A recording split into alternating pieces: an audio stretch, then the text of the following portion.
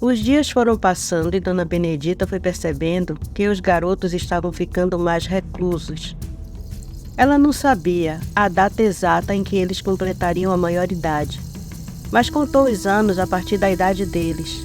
Aquele era o ano da maioridade. Eles mudaram sutilmente, mas não para ela que os vigiava constantemente. Cartago não percebeu. Justo aquele ano estava mais fora de casa que nos últimos. Havia arrumado um trabalho como guia, e a quantidade de turistas e pesquisadores cresceram nos últimos anos. O interesse do mundo no Amazonas estava crescendo.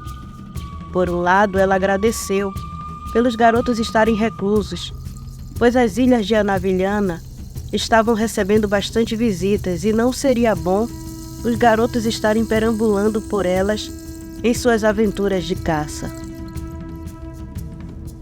Os dois passavam o dia sentados, quietos, olhando para o rio. Mas estranhamente deixaram de ir se banhar e brincar como sempre faziam.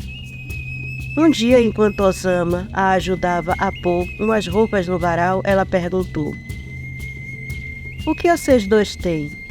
Andam pelos cantos, calados, guardados dentro de vocês mesmo?" Ele lhe entregou um lençol e respondeu: "Não sei, vó. Só não sentimos vontade de nada." Dona Benedita olhou para ele, que estava mais alto e mais vistoso. Era um negro bonito e forte. Se morassem no povoado, com certeza já teriam desencaminhado várias moças. Ela notou uma tristeza nos olhos dele e falou: "Nem o rio que vocês tanto gostam não estão indo mais? Diz pra mim, filho, o que está acontecendo?" Osama se calou. Não queria assustar sua avó, mas ele e Gustavo estavam com medo do rio. Sentiam ele chamar. Era uma voz doce como uma canção. A última vez que estiveram no rio, a voz doce os arrastou para o fundo, e isso os assustou. Mesmo dentro de casa podiam ouvir o rio chamar. Às vezes a canção hipnotizava e ficavam perdidos com o olhar no rio. Decidiram não entrar mais nele. Se limitavam a pegar água para se banharem, mas não se banhavam mais no rio. Cartago chegou em casa uma tarde e estranhando não os verem no rio, como sempre estavam durante a tarde, perguntou à mãe por eles. "Estão nos fundos, filho, assando um porco. Eles não vão mais para o rio, como antes. Se banham em casa mesmo, nem pescam mais nele. Estão diferentes, filho, calados e guardados dentro deles. Não me contam por quê, nem quando pergunto." Ela falava com sentimento na voz e os olhos marejados. Cartago então a acalmou, prometendo conversar com eles.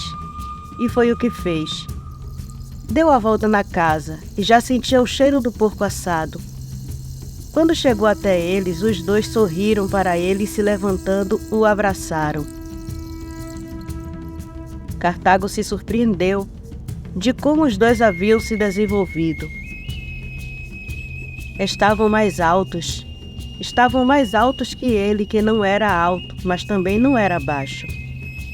Ele então falou, sentando com eles e se servindo de um pedaço de carne de porco assada. "Sua avó está preocupada com vocês. O que está acontecendo? Estão com saudades de seu povo? Não querem mais ficar aqui? Sabem que podem me dizer qualquer coisa." Os garotos se entreolharam e Gustavo foi quem resolveu contar. "Estamos com medo do rio. Ele nos chama. Podemos ouvir a voz dele mesmo quando estamos em casa. Uma vez seguimos a voz, pai, e ela nos levou para o fundo." Cartago escutava Gustavo, e o medo e terror na voz dele mostrava que não estava mentindo. Mas imaginou que aconteceu alguma coisa ou que se afogaram e por isso todo esse medo do rio. Mas essa história do rio chamar, Não querendo perder a confiança dos filhos e lembrando das coisas que sua mãe falava deles, perguntou: "Como vocês se sentem quando ouvem a voz do rio?" Os gêmeos se entreolharam de novo. Não esperava aquela reação do pai. Imaginou que ele diria que era impressão deles, que só estavam assustados. Então pensaram um pouco e Osama falou: "Sentimos vontade de seguir a voz.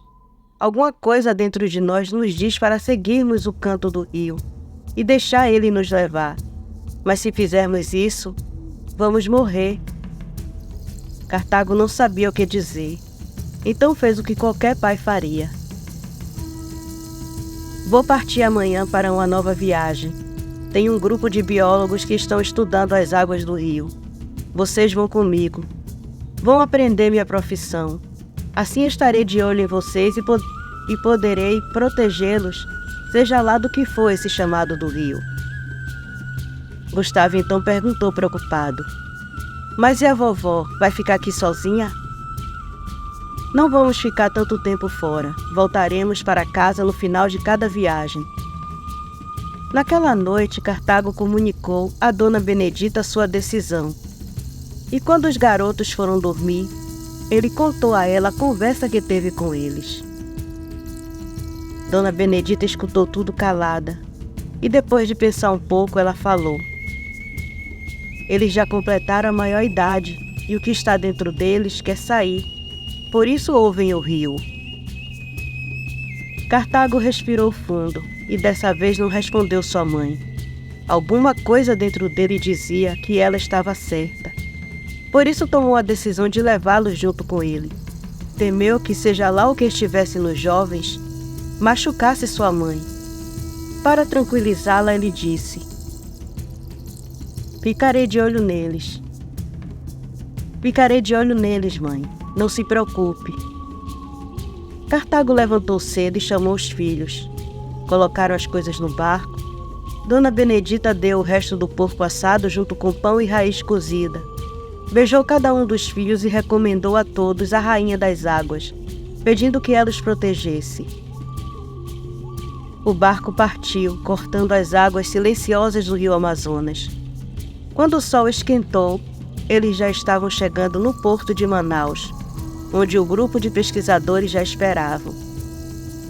Cartago aportou e os rapazes ajudaram a guardar os pertences dos biólogos. A novidade da viagem e o porto cheio de gente e o vai e vem das pessoas distraiu os rapazes, e eles esqueceram o medo do rio. Cartago observou que eles estavam mais descontraídos, e a tensão e tristeza que se via no semblante dos dois havia desaparecido. Eles ajudavam os biólogos a entrarem no barco. Um senhor na faixa dos 60 anos se aproximou do capitão e perguntou: "São seus filhos, capitão?" "Sim, professor." Cartago respondeu, enquanto distribuía os salva-vidas para todos. "Não sabia que era casado. Sempre me pareceu um boêmio." "Eu não sou, professor, mas eles são meus filhos e assunto encerrado." Cartago não era conhecido por ser gentil e não gostava muito de falar sobre sua vida. Na verdade, ele não gostava muito de conversa. Fazia seu trabalho assegurando sucesso a seus contratantes, mas não esperasse gentilezas e alegres conversas da parte dele. Seus filhos não eram diferentes, mas eram curiosos. Desde que chegaram ao Brasil e foram para Navilhanas, nunca tinham saído de lá. Cartago estava tentando conseguir certidão para eles. Como estavam ali ilegalmente, ele teria que conseguir as mesmas da mesma forma ilegal, o que demorou. Quando enfim conseguiu o documento, os garotos já tinham 18 anos. Durante todos esses anos, eles não saíram de Anavilhanas. Aquela era a primeira vez, então era normal a curiosidade por tudo. Cartago guiava o barco e os observava. Quando terminasse aquela viagem, levaria os dois para tirar as identidades. Registrou os dois como seus filhos. Eles agora eram Ibrahim, como ele. Os garotos estavam achando tudo aquilo impressionante. A beleza do Amazonas As pessoas, os animais, o rio em si parecia mais vivo e mais bonito que o normal. Eles não o ouviam chamar, mas sempre que olhavam para ele, sentiam vontade de nadar como era antes. Estavam curiosos com todo aquele aparato dos biólogos, e os biólogos, sempre que os via olhando, explicavam as coisas para eles e mostrava como tudo funcionava. E como Cartago, ficavam impressionados com a rapidez com que eles aprendiam, o que eles ensinavam, a ponto de às vezes os ajudarem nas coisas mais simples. Cartago se sentia orgulhoso e apreensivo pelos filhos, mas deixou eles à vontade. Não privaria eles de adquirir conhecimentos. Isso valorizaria a escolha dos outros pesquisadores. Ter pessoas entendidas em determinados assuntos, como parte da tripulação, influenciava a escolha do cliente.